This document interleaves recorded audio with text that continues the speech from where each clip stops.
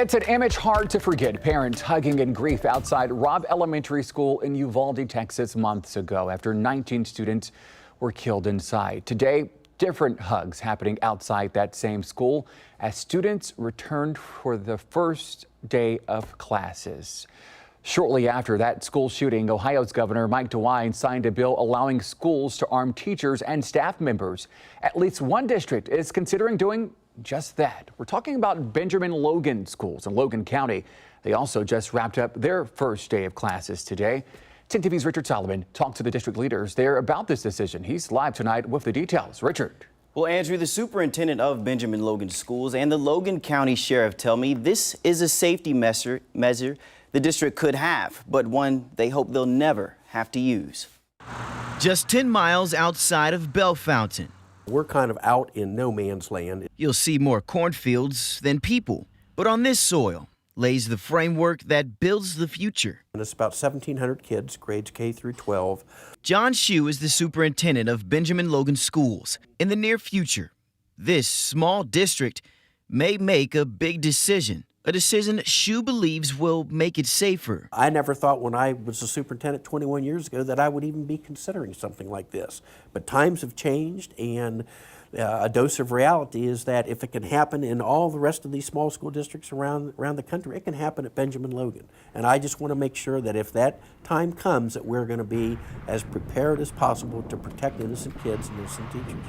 At the start of the summer, the governor signed House Bill 99, a bill allowing school employees who complete specific training to carry a handgun on school grounds.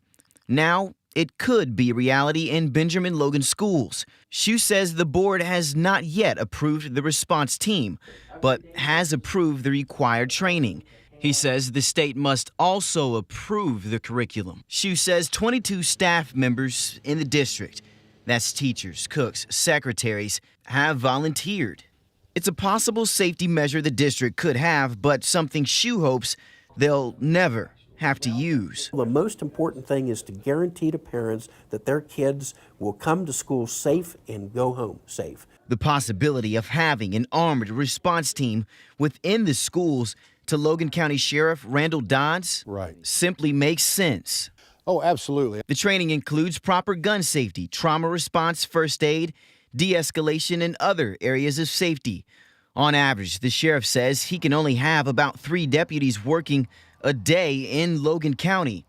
And he says it takes nearly 15 minutes to get to the schools from Bellefontaine. Children they're precious to us, and they're vital, and it's utmost importance. Probably the number one thing that we should be really responsible. It's way up on that list. But the district has hired 2 additional school resource officers to be placed in its 3 schools. They've had 1 SRO in the past. This is a decision that some parents agree with. The quicker somebody can take out that threat, the more people are going to be saved.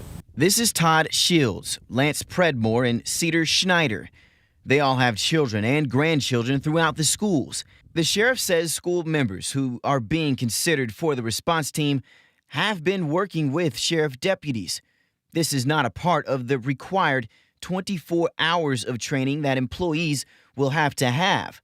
Sheriff Dodds and Shue say if the board approves the response team, those who are part of it will have hundreds of hours of training. Hopefully it'll just all be a deterrent and we'll never have to run into the situation where we have a tragedy. Now, I also spoke with several other parents about their thoughts about the response team, and they didn't want to discuss that topic with me. Now, Shue tells me volunteers can start that training once the state approves the curriculum.